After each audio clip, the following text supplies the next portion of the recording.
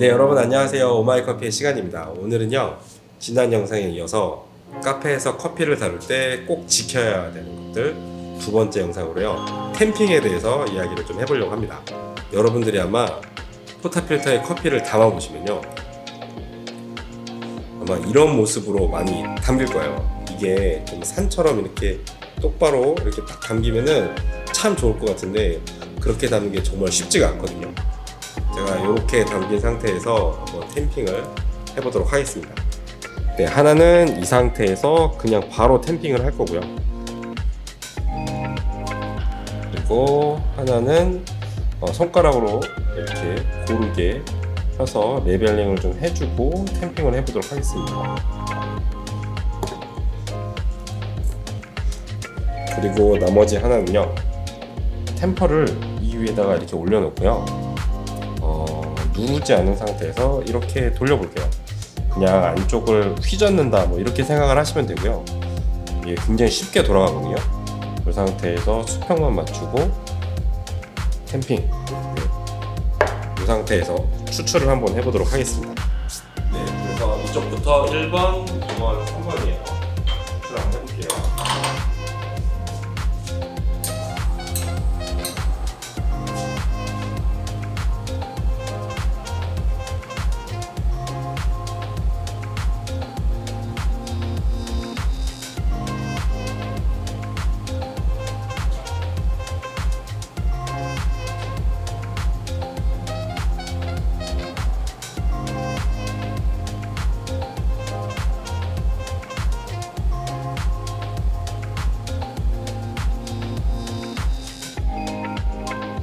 네, 여러분 잘 보셨나요?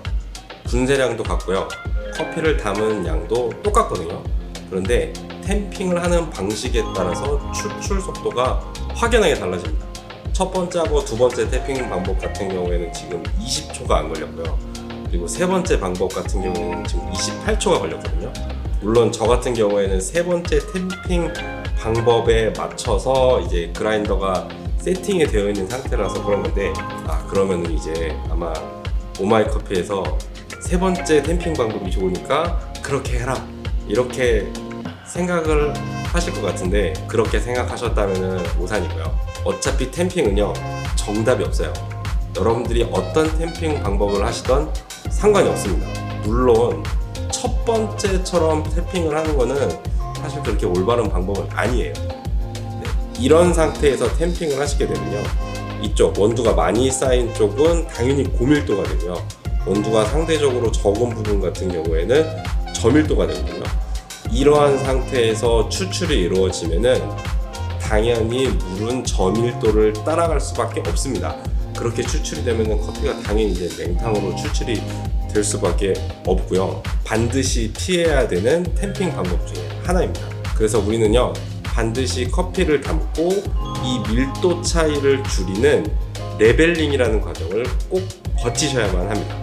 근데 이 레벨링 하는 방법이요, 정말 개개인별로 너무 달라요. 어떤 분들 같은 경우에는 이거를 이렇게 손으로 잘 펴갖고 눌러서 이제 레벨링을 하시는 분들도 계시고, 어떤 분들 같은 경우에는 이거를 처음부터 담을 때 굉장히 이렇게 가운데 부분으로 볼록 튀어나오게 산처럼 바로 담으셔서 바로 템핑을 하시는 분들도 계시고요. 그리고 어떤 분들은 방금 보신 것처럼, 어떤 분이 아니고 저처럼 이렇게 템퍼를 넣고 이렇게 돌려주시는 분들도 계시고, 그리고 요즘에는요, 이렇게 레벨링을 도와주는 레벨링 툴도 존재를 하거든요. 여러분이 레벨링을 할 때 어떠한 방법을 사용하는지는 사실 그렇게 중요한 게 아니에요. 여러분들이 꼭 기억을 하셔야 되는 건요, 여러분이 어떠한 템핑 방법을 하시던지 간에 그 템핑 방법에 따라서 추출 속도가 바뀐다는 거, 그리고 그 추출 속도를 맞추기 위해서 거기에 따라서 맞는 그라인더 분쇄도를 꼭 찾으셔야 한다는 거예요.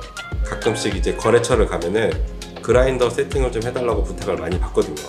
근데 제가 그라인더 세팅을 아무리 잘 맞춰드려도요, 제가 하는 템핑 방법도 알려드려야 의미가 있어요.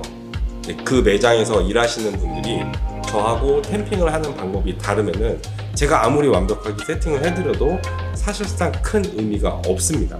만약에 여러분 매장이 1인 카페, 그러니까 사장님이 처음부터 끝까지 다 하는 매장이라면은 물론 상관이 없어요. 근데 대부분의 매장들이 직원도 있고 알바도 있고 그리고 급할 때는 뭐 가족분들도 나와서 도와주고 사실 이런 매장들이 거의 대부분이잖아요. 해결책은요 두 가지가 있습니다.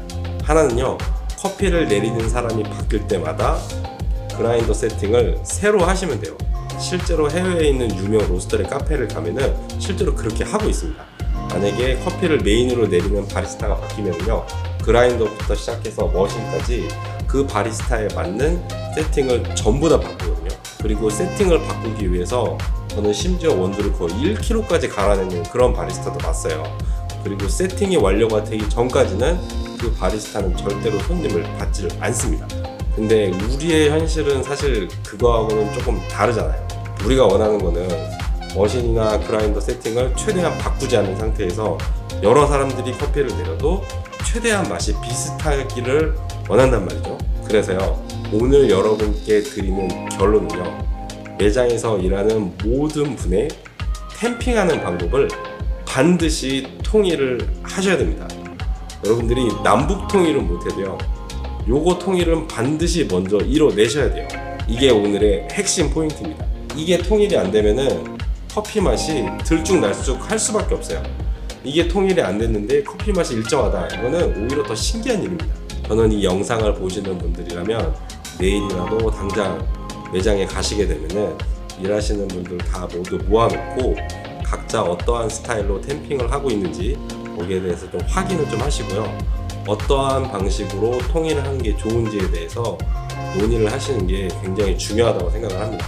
그리고 추가로 이 레벨링 툴에 대해서 간략하게 좀 몇 가지 얘기를 좀 해드리고 싶은데 저는 사실 어떠한 방식으로 템핑을 통일해야 되는지 잘 모르겠다 하시는 분들 그리고 두 번째로 커피만 하는 게 아니고 뭐 음식이라든가 뭐 샌드위치라든가 이렇게 사람 먹거리를 만드시는 분들 같은 경우에는 레벨링을 하면서 손에 원두가루가 이렇게 붙는 게 좀 많이 부담스러우신 분들이 많으세요. 이런 분들 같은 경우에는 이 레벨링 툴을 이용하는 거를 정말 강력하게 추천을 해드리거든요. 근데 제가 요거를 인터넷이나 유튜브나 이런 데다가 찾아보면은 요것도 좀 브랜드가 있어요. 그리고 브랜드 제품 같은 경우에는 뭐 10몇만 원, 비싼 거는 정말 뭐 20몇만 원, 정말 너무 비싸거든요. 근데 제가 오늘 가져온 요 레벨링 툴 같은 경우에는요 제가 요거를 한 4만원 정도에 구입을 했던 것 같아요. 요걸로도 충분히 레벨링이 잘 되는지 일단 한번 보여드리도록 하겠습니다. 네, 일단은 레벨링 툴을 위에 얹어 주시고요 시계 방향으로 돌려주시면 되거든요. 딱 틀어놓으면은 정말 깔끔하게 레벨링이 잘 된 거를 볼 수가 있죠. 이 상태에서 이미 수평에 맞춰져 있는 상태이기 때문에 템퍼만 얹고 간단하게 눌러서 템핑만 해주시면 되겠습니다. 그래서 추출을 한번 해볼게요. 추출을 해보면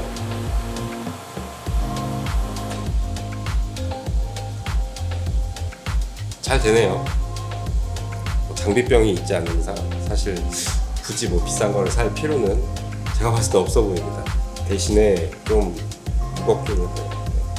네, 그래서 오늘은요 템핑에 대해서 간략하게 좀 알아봤는데 그래서 좀 도움이 됐으면 좋겠는데 아무튼 템핑은 반드시 일하시는 분들이 통일을 하셔야 된다. 오늘은 이것만 잘 기억을 해주시면 될 것 같고요. 다음 영상에서는요 우리가 커피를 얼마만큼을 뽑아서 사용을 하는 게 좋은지 그 점에 대해서 한번 이야기를 해보도록 하겠습니다. 네, 그럼 오늘도 화이팅이고요. 즐거운 커피 라이프 되시기를 바라겠습니다. 들어가세요.